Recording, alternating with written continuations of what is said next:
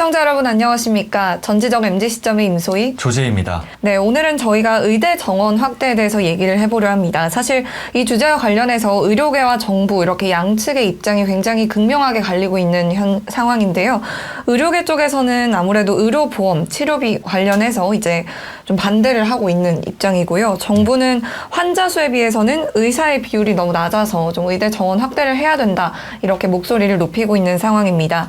그래서 오늘은 제이 씨가 의료계 쪽 입장에서, 저는 좀 정부의 입장을 대변해서 한번 서로 얘기를 나눠보려고 합니다. 지금 현재 이제 정부와 의사협회 쪽에서 어쨌든 의견이 갈리고 있는데, 정부 쪽의 입장은 그렇습니다. 이 고령화 사회로 이제 진입을 저희가 좀 굉장히 깊게 하고 있잖아요. 그래서 나이 드신 분들도 많아지고, 또 그렇기 때문에 비례해서 환자 수도 늘어나고 있다는 점이죠. 그렇기 때문에 의사 수가 앞으로 미래를 봤을 때는 부족해질 거다라는 입장이고, 네네. 이에 관련해서 어쨌든 의사분들은 이 의사 수를 늘리는 데 좀 반대를 하고 있는 거거든요, 사실. 네. 그래서 저는 이번에 이 의사들의 입장을 한번 좀 다뤄보려고 하는데, 일단은 먼저 이 부산의사 김원장이라고 하시는 이 유튜버 분께서 이 공공의대 설립을 반대하는 이유에 대해서 설명을 굉장히 잘 해주셔서 참조를 했다는 점 먼저 말씀을 드리겠습니다. 먼저 이제 이 김원장님께서 먼저 말씀을 하신 부분은 이런 부분이에요. 일반 대중들은 이 의료수가라는 게 있습니다. 의료수가, 일반인들이 봤을 때는 비용이죠. 네. 그래서 이 의료수가, 이 의사가 받는 돈이 늘어나면 가난한 사람이 치료를 못 받게 될 것이다. 네. 반대로 의료수가가 낮아지면 치료를 잘 받게 될 것이다. 이렇게 생각하는 부분이 있는데, 현실은 이와 반대라고 합니다. 네. 그래서 오히려 이 의료수가가 높아지면 오히려 더 치료를 잘 받을 수 있다라는 그런 논리인데요. 이분께서 이제 한국의 보험 체계를 굉장히 또 지적을 해주셨습니다. 그래서 대부분의 이제 한국 같은 경우에는 필수 의료 행위의 경우에 대해서는 네네. 이제 이 가격을 정부가 정한다고 하는 거예요. 그래서 뭐 치과의사 같은 경우에는 발치하면 의료수가가 얼마 나온다, 혹은 뭐 암을 치료했을 때 암 치료 비용은 얼마다, 이렇게 다 의료수가라는 게 이 어떤 질병 또 어떻게 치료를 했느냐에 따라서 그 의료수가가 정해져 있다는 거죠. 정부가 정한다는 건데, 그래서 이렇게 그림으로 또 저희가 보여드릴 텐데, 먼저 민간은 정부에 보험료를 지불합니다. 네. 저희가 이제 건강보험이라고 하는 게 있잖아요. 네네. 보험료를 지불을 하면 이제 정부는 병원의 의료보험수가, 보험수가를 이제 지불을 합니다. 여기서 알 수 있는 점은 이런 부분인 것 같아요. 저희가 치료를 받는다고 해서 병원에 돈을 지불하는 부분도 있겠지만 아주 소수거든요.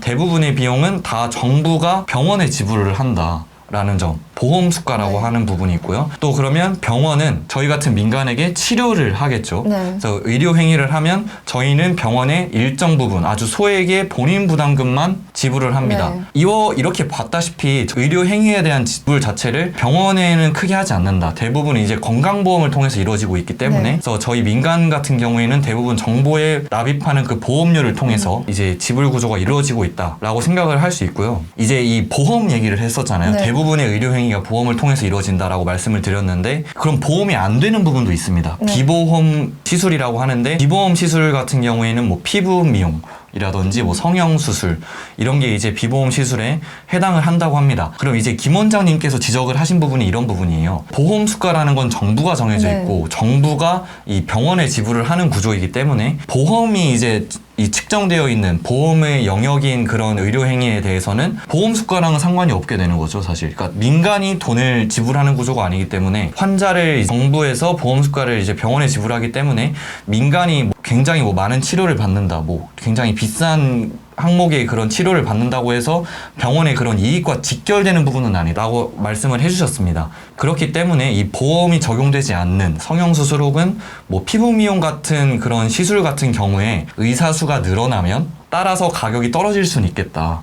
왜냐하면 시장경제 체제에 따라서 의사 수가 많아지면 이 비보험 같은 경우에는 많아지기 때문에 가격이 떨어질 수는 있지만, 반대로 비보험 시술이 아닌 경우, 보험을 통해서 지불 구조가 이루어지고 있는 대부분의 이 저희가 가지고 있는 질병, 뭐 감기가 될 수도 있고 뭐 크게는 암, 이런 영역들은 보험 의료비로 이제 정해지기 때문에 이거에 대한 가격은 변하지 않는다라고 지적을 해주셨습니다. 그래서 대한민국에 또 좀 어떻게 보면은 이 의사 쪽에서 굉장히 좀 이름이 굉장히 잘 알려지신 이국종 네. 의사님 이제 아주대병원에 이제 응급 지원하시는 그런 의사분이 계시는데 이국종 의사분께서 좀 굉장히 논란이 많았어요. 이 보험 체계 관련이 되어 있습니다. 그래서 정부에서 주는 이 보험 수가라든지 정부의 지원금은 정해져 있는데 이 이국종 의사님께서 환자를 너무 많이 치료를 한 거예요. 그렇다 보니까 이 이국종 의사님께서 이제 환자를 한 명 한 명 치료하실 때마다 그 드는 뭐 비싼 의료기구가 또 있겠고 또 약값이 이렇게 많이 드는데 환자를 치료할 때마다 비례해서 늘어날 거 아니에요. 이 정부 지원금이나 보험 수가는 정해져 있기 때문에 오히려 병원 측에서는 적자가 난다는 겁니다. 그래서 이국종 교수님이 사실 인적으로 봤을 때는 굉장히 너무나 의인이시고 정말 바람직한 의사인 건 맞는데 좀 제가 자료 조사를 하면서 많이 느낀 게 하나 있다면 병원도 결국엔 기업이라는 겁니다. 그쵸. 결국에는 어쨌든 일정 부분 흑자가 조금이라도 나야지 병원이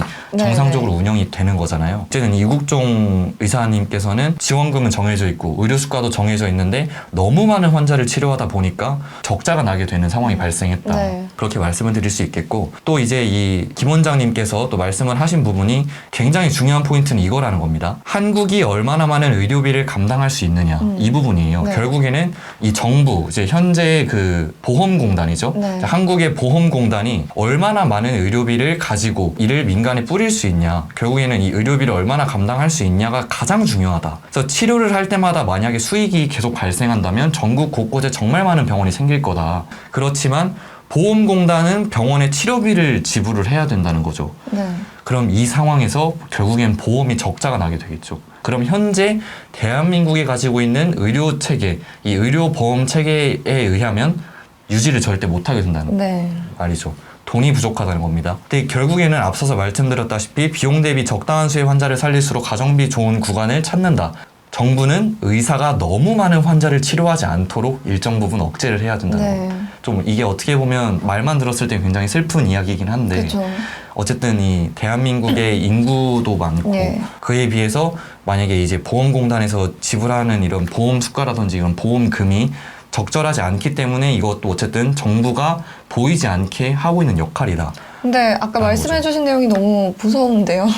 그렇죠. 정부는 의사가 너무 많은 환자를 살리지 않도록 억제를 해야 된다. 그렇습니다. 어쨌든 인구수를 정부가 이렇게 치료 행위를 제한하면서 줄이는 것도 어쨌든 역할이라고 하는 부분 굉장히 또 무서운 이야기이긴 합니다. 그래서 결국에는 이 의료 수가를 지금 낮추자라고 얘기하는 게 일반 대중의 여론이거든요. 그렇게 되면 당연히 이제 가난한 사람들, 또 경제적인 위험에 처해 있는 사람들도 치료를 잘 받을 수 있다라고 생각을 하는 게 저희 대부분 좀 잘 모르는 사람들의 민간인들의 생각인 것 같아요. 이제 김 원장님께서 짚어주신 부분이 또 이런 게 있습니다. 수가가 결국 낮아지게 되면 병원은 적자가 나기 때문에 이 보험에 해당되지 않는 비급여 항목을 올린다는 게 포인트예요. 그래서 비급여 항목이 늘어나게 되면 보험 적용이 안 되기 때문에 비교적 경제적 위험에 처해 있는 경제적 약자들은 치료를 못 받게 된다는 점이 이제 김 원장님께서 굉장히 잘 짚어주신 부분이고 오히려 이제 만약에 정부가 그래서 비급여 항목을 억지로 이제 보험 항목으로 넣게 되면 그러면 이 비급여 항목에 있었던 이 의사들 전문의들은 병원에서 고용을 하지 않게 된다는 겁니다.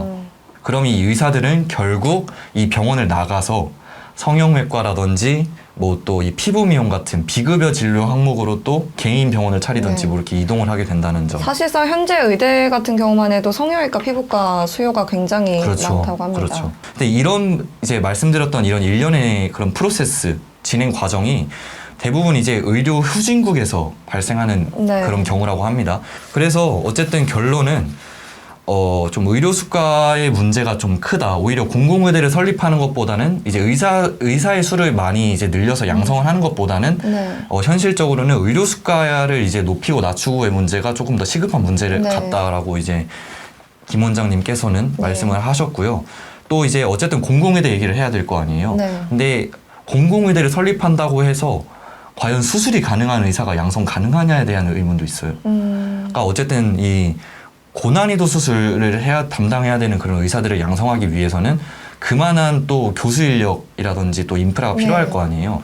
근데 현재 이 대한민국의 그런 의대 시스템에 의하면 이는 좀 불가능하다라는 겁니다.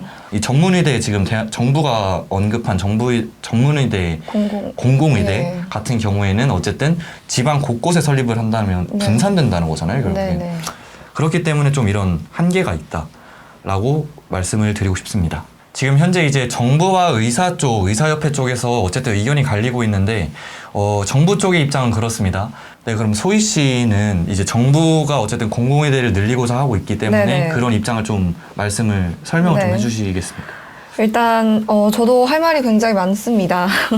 우선 구체적으로 하나하나씩 좀 짚기 전에 예시를 하나 소개해드리고 싶은데요. 올해 실제로 몇 달 전에 이제 5월 31일에 경기도 용인에서 후진하던 차량에 치였던 70대 남성이 이제 구급차를 타고 수술이 가능한 병원 중환자실을 찾고 있었습니다. 근데 결국에 2시간 만에 숨졌다고 이제 기사가 났는데요. 이게 이제 대형 병원 11곳이나 수소문해서 알아봤지만 결국에 여러 이유로 거절을 당했다고 해요. 그러니까 그 골든타임을 놓친 거죠. 근데 그 골든타임을 놓치게 된 이유가 뭐였을 것 같아요? 수술 가능한 의사가 없다. 네, 맞아요. 수술 가능한 의사가 없다는 겁니다. 근데 실제로 통계상으로 보면 1, 2차 재이송 과정에서 우리나라에서 현재 31.4%, 그럼 결국에 3분의 1이죠. 그렇죠. 전문의의 부재로 이제 재이송이 불가능한 경우가 발생하고 있다고 해요. 그래서 결국에는 공간이 문제가 아니라 전문의 수가 부족하다는 거죠. 그래서 저는 이제 좀 의대 정원을 확대해야 된다. 정부의 입장대로 확대를 해야 된다 이런 생각인데요.